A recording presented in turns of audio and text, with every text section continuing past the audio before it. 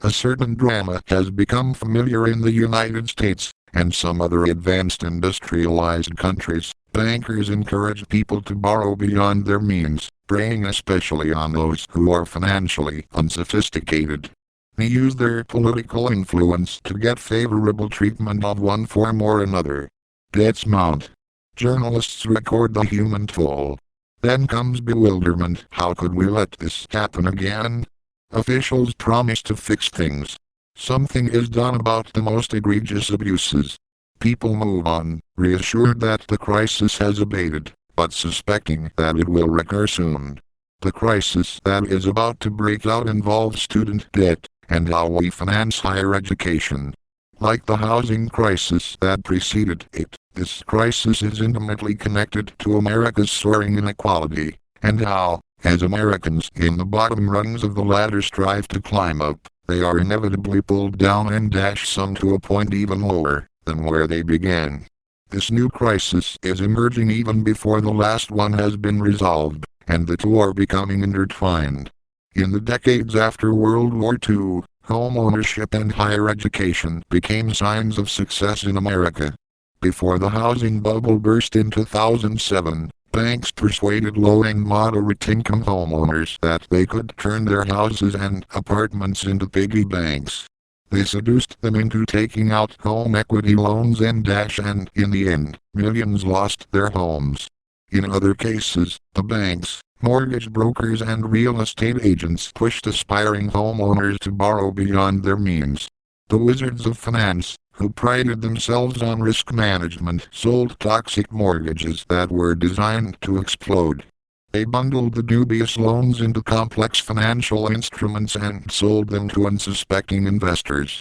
Everyone recognizes that education is the only way up, but as a college degree becomes increasingly essential to making one's way in a 21st century economy, education for those not to the manor born is increasingly unaffordable. Student debt for seniors graduating with loans now exceeds $26,000, about a 40% increase, not adjusted for inflation, in just 7 years. But an average like this masks huge variations. According to the Federal Reserve Bank of New York, almost 13% of student loan borrowers of all ages owe more than $50,000, and nearly 4% owe more than $100,000. These debts are beyond students' ability to repay, especially in our nearly jobless recovery. This is demonstrated by the fact that delinquency and default rates are soaring. Some 17% of student loan borrowers were 90 days or more behind in payments at the end of 2012. When only those in repayment were counted in other words, not including borrowers who were in loan deferment or forbearance more than 30% were 90 days or more behind. For federal loans taken out in the 2009 fiscal year, 3-year default rates exceeded 13%. America is distinctive among advanced industrialized countries in the burden it places on students and their parents for financing higher education. America is also exceptional among comparable countries for the high cost of a college degree, including at public universities.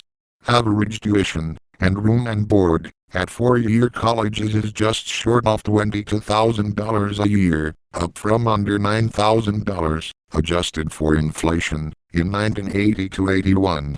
Compare this more than doubling in tuition with the stagnation in median family income, which is now about $50,000, compared to $46,000 in 1980, adjusted for inflation.